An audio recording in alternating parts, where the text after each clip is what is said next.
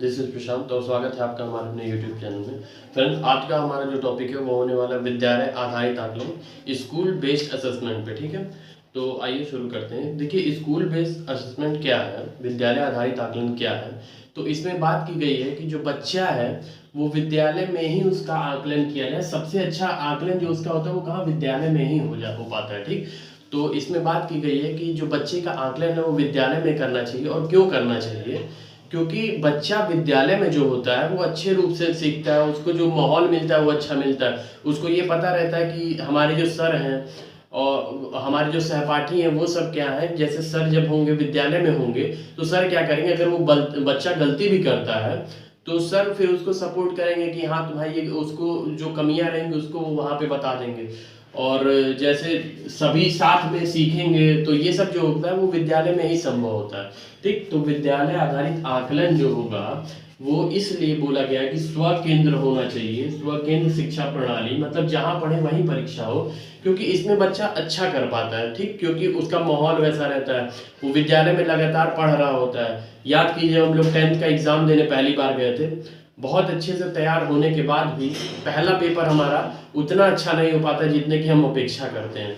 क्यों नहीं हो पाता है? होता ये है कि पहली बार हम लोग बाहर गए रहते हैं, किसी भी जैसे जहाँ हम लोग का सेंटर गया रहता है वहाँ पे गए गए हुए हैं। वहाँ के जो टीचर हैं हम लोग उनसे परिचित नहीं है। वहाँ का जो वातावरण है वो हमारे अनुकूल है या नहीं वो तो दूसरी चीज़ है, लेकिन जैसा अपना वातावरण हमें अपने कॉलेज में मिलता है, अगर ठीक वैसा ही माहौल हमें वहाँ पे भी मिले तो हम क्या करेंगे, वहाँ पे भी अच्छा मतलब अपना प्रदर्शन कर पाएंगे। ठीक, मतलब एक बालक अपना अच्छा प्रदर्शन कर पाएगा। ठीक, तो इसीलिए क्या होता है कि एनसीएफ 2005 क्या कहता है कि विद्यालय आधारित आकलन जो है वह स्व केंद्र शिक्षा प्रणाली पर जोर देता है। ठीक, स्व केंद्र शिक्षा प्रणाली आप लोगों ने समझ गया, मतलब जहाँ पे हम लोग पढ़ रहे हैं वहीं पे हमारी परीक्षा होनी चाहिए, 10th की 12th की इस तरह की।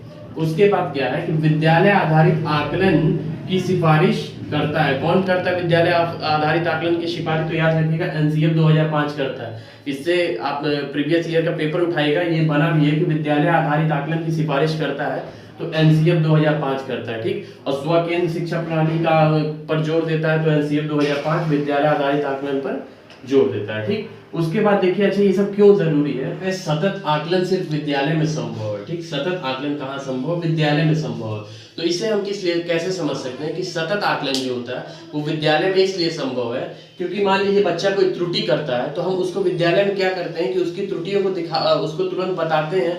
उसकी त्रुटियां जहाँ हो रही है उसको बताते हैं, आप बाबू यहाँ गलती कर रहे हो, आप बेटा यहाँ गलती कर रहे हो, और उसका क्या कहते हैं, समाधान करते हैं। ठीक, तो ये विद्यालय में ही संभव है।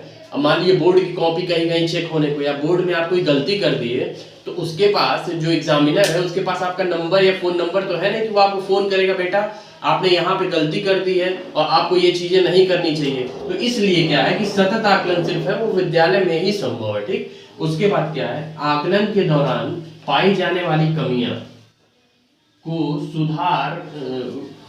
का सुधार विद्यालय में ही किया जा सकता है। ठीक, मतलब आकलन के दौरान जो कमियां पाई जाती हैं उसका जो सुधार है वो विद्यालय में ही किया जाता है। देखिए, यही मैंने आपको अभी ये बताया भी कि जो कॉपी जो चेक हुई, अगर ये मान लीजिए गलती हम विद्यालय में करते तो क्या होता, हमारे जो शिक्षक हैं वो कॉपी चेक करते, जो भी त्रुटियां होती हमें क्या करते, फिर वो बता देते।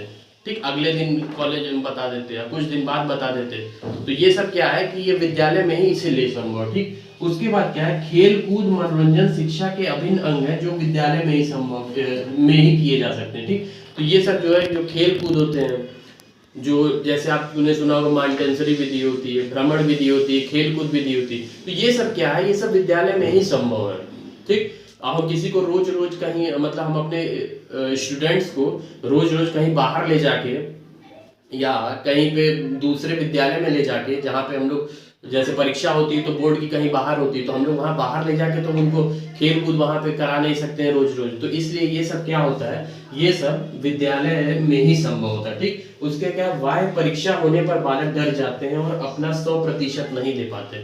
ठीक है, आपने समझ लिया कि जैसे अचानक से जब वाह्य परीक्षा होती है 10th का जब हम लोग का जाता है तो वही डर जो हम लोग के अंदर बना रहता है। तो यही जब विद्यालय आधारित आकलन होगा या विद्यालय आधारित परीक्षाएं होंगी, मतलब उनका जो स्व केंद्र होगा तो क्या होगा, वो बच्चा अपना 100% देगा, अच्छे से देगा एग्जाम, सब कुछ अच्छे से बताएगा, क्वेश्चन के आंसर अच्छे से देगा। ठीक, उसके बाद क्या है कि विद्यालय के वातावरण को बच्चा पहचानता है और उसे यह विश्वास रहता है कि हमारे शिक्षक हमारे साथ हैं, गलती होने पर वह हमें बता देंगे। ठीक, मतलब उसको पता रहता है कि हमारे जो शिक्षक है वो हमारे साथ हैं, जब हम गलती करेंगे तो वो सुधार करेंगे उसमें। ठीक, वो हमें बता देंगे कि आप गलतियां या त्रुटियां कहाँ कर रहे हैं। इसलिए भी विद्यालय आधारित आकलन इंपॉर्टेंट है। ये जितने भी पॉइंट है फ्रेंड्स एनसीईआरटी में लिखे हुए हैं। ठीक, और ये बहुत इंपॉर्टेंट पॉइंट है एग्जाम के पॉइंट ऑफ व्यू से। ठीक, उसके बाद क्या है कि भय रहित, तनाव मुक्त और बढ़ी हुई भागीदारी। मतलब जब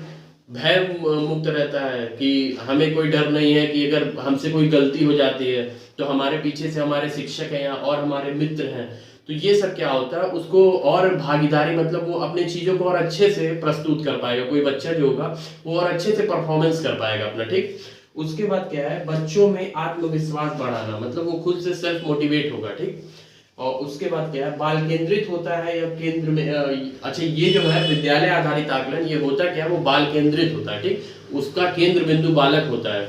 मतलब विद्यालय आधारित आकलन जिस लिए बनाया गया है उसको बालक को केंद्र में मान के बालक को वरीयता दी गई है इसमें। ठीक, और केंद्र बिंदु इसका क्या होता है, बालक होता है। फ्रेंड्स, ये विद्यालय आधारित आकलन था और आपका 1-2 टॉपिक बच गया, वो भी मैं जल्दी आपका क्लियर कर दूंगा। और इतना पढ़िए, इससे ज्यादा आप कुछ आएगा नहीं विद्यालय आधारित आकलन में। Thank you.